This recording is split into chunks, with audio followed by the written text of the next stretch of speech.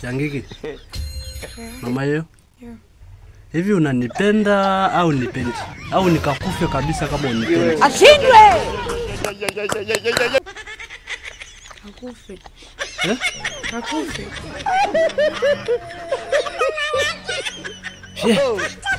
Kwa hiyo mimi unataka nikufe?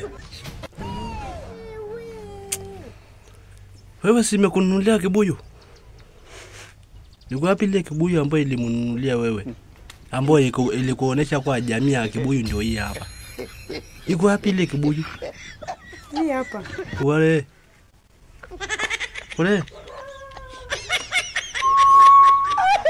Kibuyu haikuwa hivyo. Wewe umeenda kupasua ile. Mbona hii ni kibuyu? Sasa hii ni nini? Hero. Jamani. Hii ndio Ile ni maana usipendi. Sasa hii jamani, hii ni nini?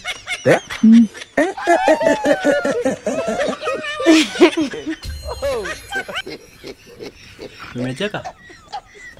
Yaani bora mimi nikakufa kabisa kwa sababu wewe umpendi mimi. Nimemuelekeza wewe kibuyu iko hivi na hivi, wewe utaki kunielewa. Sasa wewe mimi bora mimi nikikufa kabisa. Kakufa. Kumekucha. Wewe kwa nini umeniletea kibuyu mimi? Sasa hiyo sinaweka uji? Naribu uji. Naweka loshoro? Naribu. Na chacha halafu unakunywa. Je, menda kiingia huko? Nenda sekiingia huko Sintia naongeza vitamini ile vitamini nasema ile na dotika.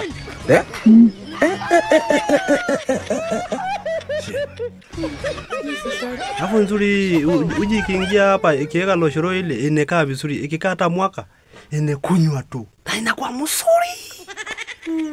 Inaoza. Inaoza? Inakuwa Chakula asili haiozi. Unanielewa? Chakula asili afanyaje?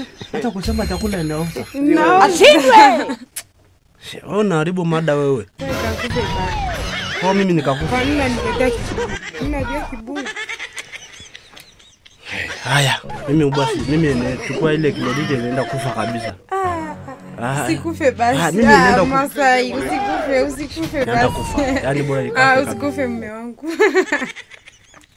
Na utani kabisa. Hebu nenda hapa. Nenda hapa. Wewe unajua sina.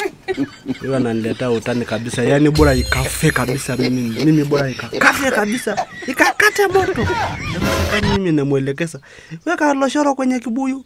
Weka uji afu anasema eneosa. Nenda kakate. Bali uniletee chupa, unaniletea kibuyu. Tigre maoshoshi. Nyamaza kabisa. She.